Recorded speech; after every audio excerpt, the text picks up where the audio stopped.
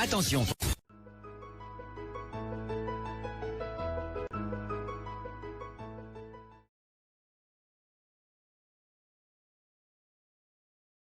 Ne servent à rien du tout. Et aussi, ce que j'ai compris sur l'affaire des papiers, c'est le supporter na supporter et éviter le milieu camerounais. Éviter le milieu africain. Si tu es dans ton coin, va, quand tu arrives en Europe, c'est même plus mieux d'aller dans un village, dans un petit village où personne ne te connaît, où tu ne connais personne, tu t'assois tranquillement. Tu fais ta vie. Tu vas trouver ta part.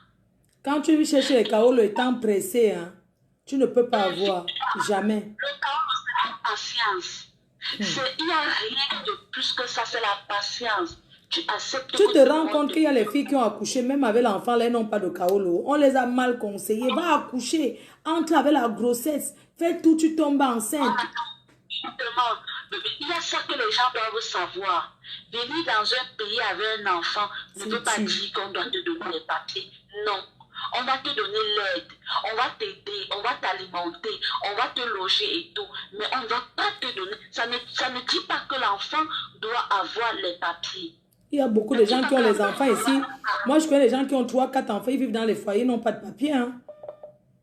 Il y a les gens même qui ont des enfants. Il y a même les gens qui ont des enfants avec des gens naturels, des gens de souche européenne. Mais les enfants ont les papiers. Elle-même qui est la mère, elle n'a pas les papiers. Oui, ça se fait. Oui, ça se passe. Oui. Et aussi, j'ai cru entendre, parce que tout à l'heure, tu as dit, quand quelqu'un a la nationalité, on ne peut plus. Désolé. La loi européenne a changé. Ah Même bon, avec la nationalité, on te retire. Oui, informez-vous, c'est important. Mais on te retire quand tu as combien, quand tu es dans les choses d'Inkassangla. Quand tu es dans une infraction, même si tu as la nationalité, on te retire tes papiers. Non, la loi française n'est pas comme ça. La loi française, non. Le seul moment où on te retire les papiers... Non, je te dis bien que la loi française, c'est quand tu es dans l'étude de terrorisme, là. Oui, qu'on déchue la nationalité. Mais peut-être dans d'autres pays, en Suisse, par exemple.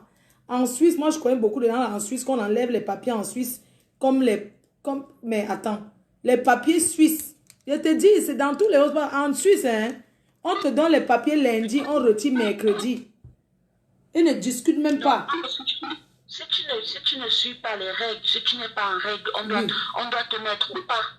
C'est normal. Ce n'est que chez vous en France que c'est le poula-poula. Non, ici en France, hein, le seul truc... On te met au pas. C'est normal.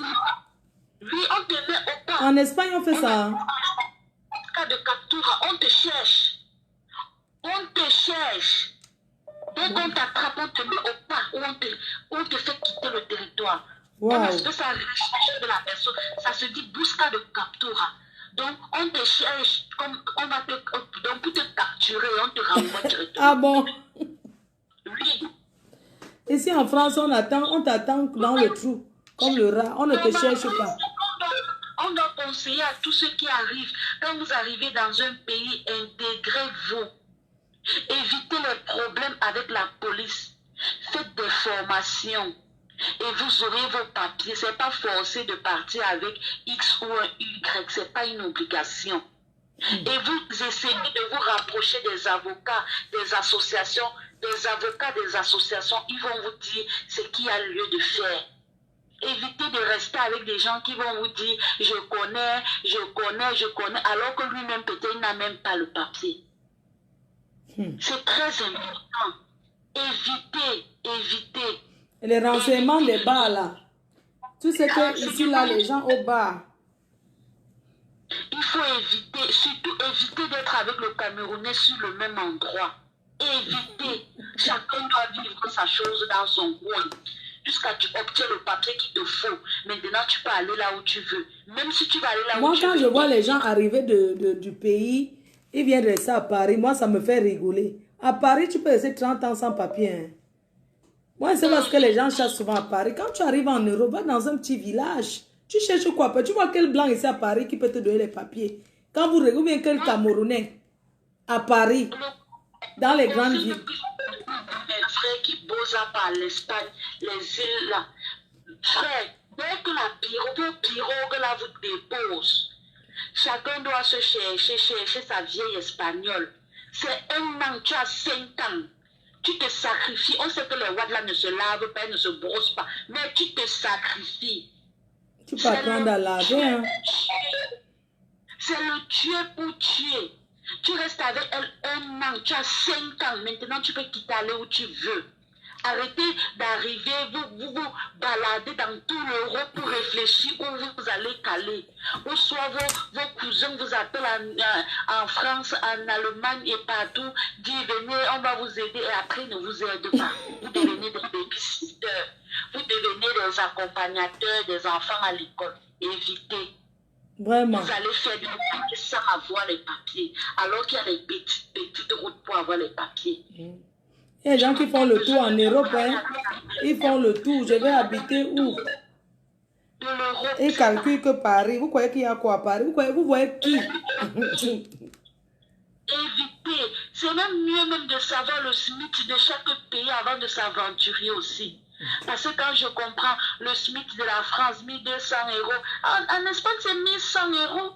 Et tu peux avoir une chambre de 200 €, 250 € avec tout inclus. Et tu te ranges ta vie. Tu vas aller dans un pays où c'est 1200 €, tu vas payer la chambre 400 €. Tu manges combien à la fin du mois? Faites tous ces calculs-là avant de partir dans un pays. C'est important. Mes frères et sœurs, éduquez-vous. Renseignez-vous. Lisez. Informez-vous dans les mairies et les sous-préfectures. C'est important pour vous. On va les informer dans les directs. Allez même dans les associations, vous essayez de rencontrer les avocats, vous vous renseignez. Il y a même les avocats qui font même déjà des vidéos en ligne sur Facebook pour essayer de vous informer. C'est important, c'est nécessaire. Tu crois que tu vas arriver chez quelle femme ici à Mbeng ou bien chez quel homme, il va bien te renseigner, ou même les cousines, les machins chouettes là. Elle va te renseigner quoi? Accompagner leurs enfants à l'école pour préparer la nourriture. Moi, je prends quelqu'un d'autre qui appelle beaucoup. Hein. Je prends encore 3 personnes. On va couper, pardon. Je vais dormir. Ma foi, je veux parler, d'accord. Bon, demain, c'est la pause. Demain, c'est quand? Jeudi. Je refais le direct vendredi. Oui, allô? Allô, ma fou. Oui, maman. C'est comment? Ça va? Désolée. Hein. D'accord, ma fou. Je voulais parler de ma part, en fait. Oui. Moi, ce que ma part de Kaolo que j'ai raté, c'est mon blanc que j'avais connu, mais il n'était même pas tellement vieux, mais il était seulement trop gros et il me dégoûtait. Et finalement, le blanc là est mort, ma fou. J'ai raté le Kaolo comme ça. Ah, c'était là-bas où la ville où tu es là? Oui, oui, c'était ici même. Ouais. Il est décédé. C'est quand, parce que moi, je ne te connaissais pas encore, en fait. Si je te connaissais, j'aurais dû supporter la supporter là, comme tu dis toujours. J'étais connue un peu plus tard, quoi. Donc, je n'avais pas encore les intentions de que... Je voulais le Kaolo là, mais je n'ai pas pu. Le blanc était gros, il était riche même. Il était bien riche, il m'entretenait. Chaque semaine, comme ça, il me donnait 250 €, c'est même plus la grande poche. Mais même, quand il m'amène au restaurant, comme ça, on mange, le blanc paie les factures. 110 €, 115 €, 2 personnes. Je lui ai dit, mais payer tout cet argent sur le restaurant comme ça, il faut souvent me donner l'argent, lui faire le repas. Il m'a à la maison avec, tu vas venir manger. Il m'a dit, oui, mais on peut s'entendre sur un taux. C'est lui-même qui me le dit, hein, on peut s'entendre sur un taux que je peux te verser chaque fin du mois, chaque semaine pour faire ton marché de la semaine et tout et tout.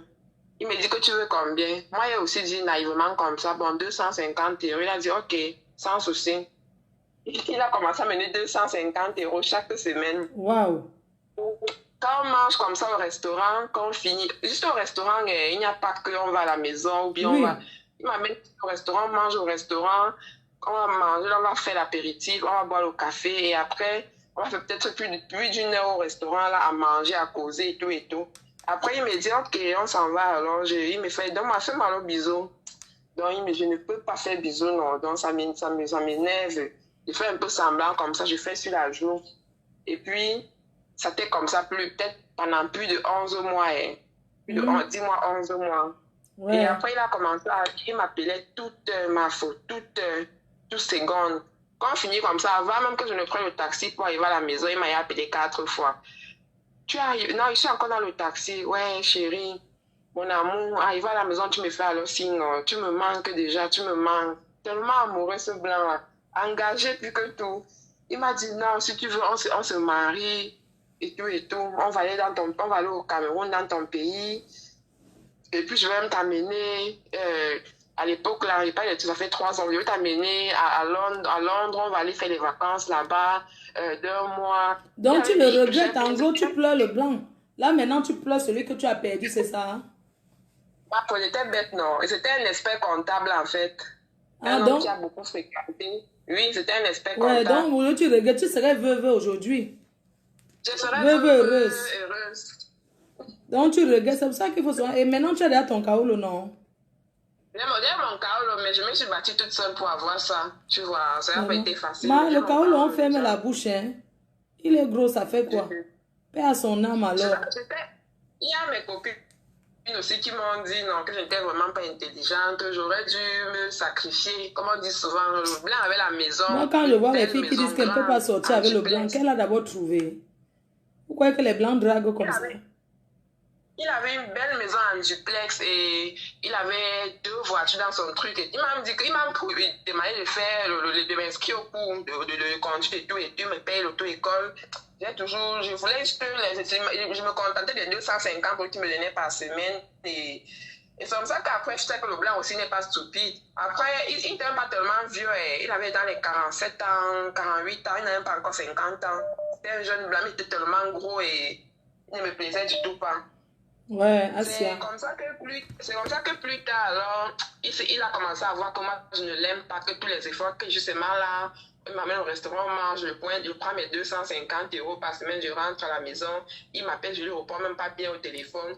Il a commencé aussi à rester tranquille de son côté, un peu, mais dès que j'écris un message là, il va passer toute la journée, toute la nuit à m'appeler, m'envoyer les messages d'amour et tout et tout.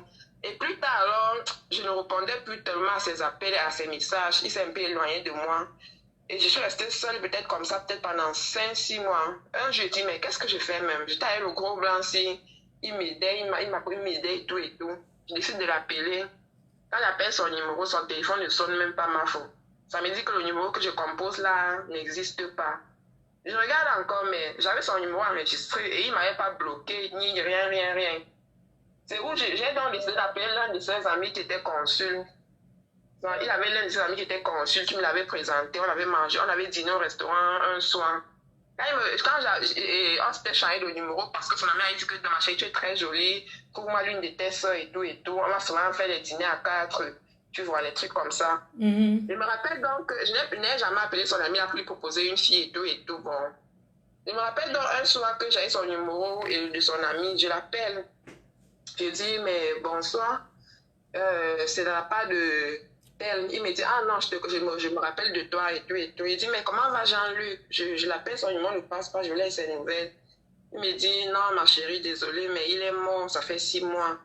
Dans les 6 mois, donc, je ne le sentais plus là, c'est exactement le temps qu'il était décédé. Je dis, mais il a eu quoi? Il me dit, oh, il a eu bien, à l'estomac, on l'a hospitalisé, il a fait 1 semaine à l'hôpital, il est décédé. Voilà.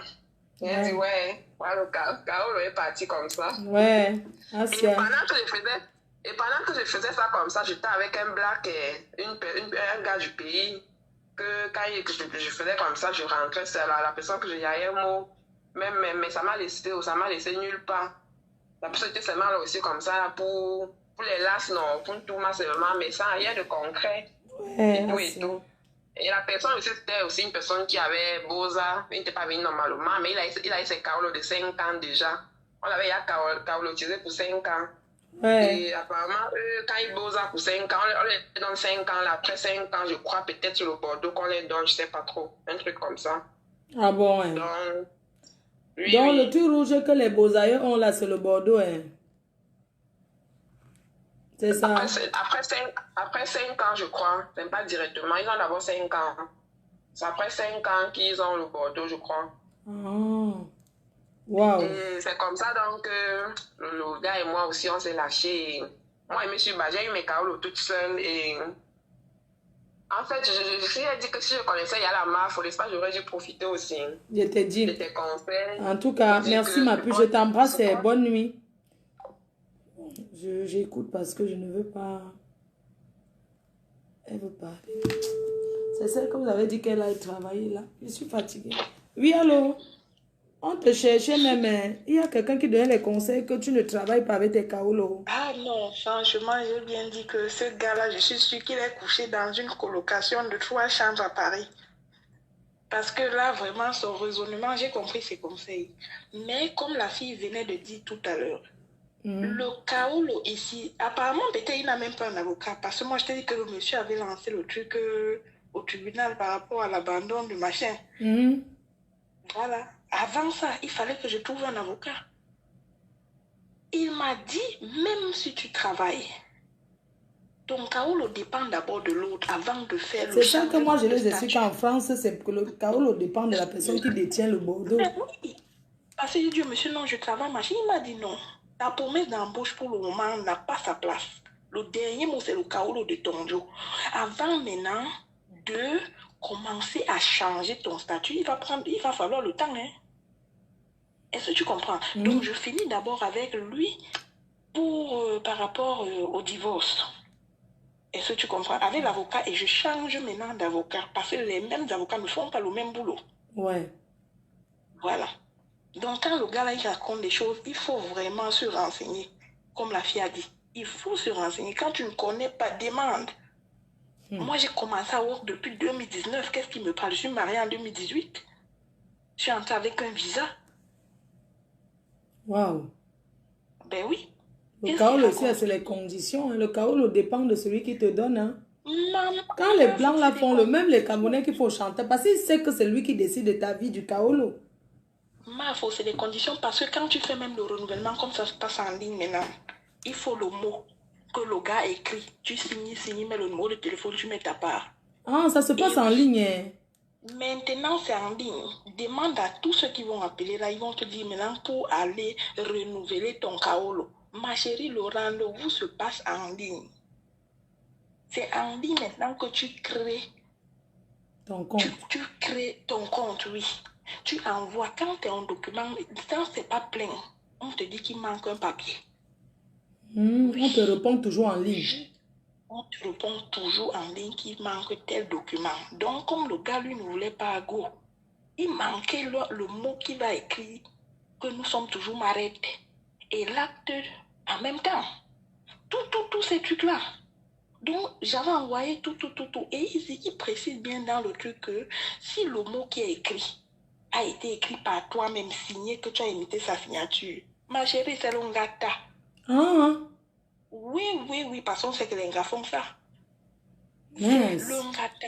Oui. Je dis que pour que le Joe écrive le truc là. Je pense qu'on va refaire encore l'émission parce qu'il y a beaucoup de gens qui ont dit.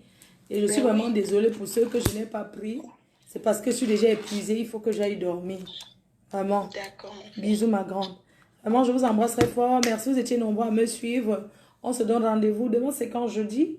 Bah, on se donne rendez-vous vendredi. Vendredi? Non. Demain, c'est jeudi. Hein, Demain, c'est quelle date? Demain soir, j'ai un direct à faire. Spécial direct d'ouverture. Je vous fais un direct demain, ce soir, demain à 19h, demain à 20h. Bisous, je vous aime. Bye bye, on va refaire ce direct. Il y a trop d'appels. Bisous, bonne nuit.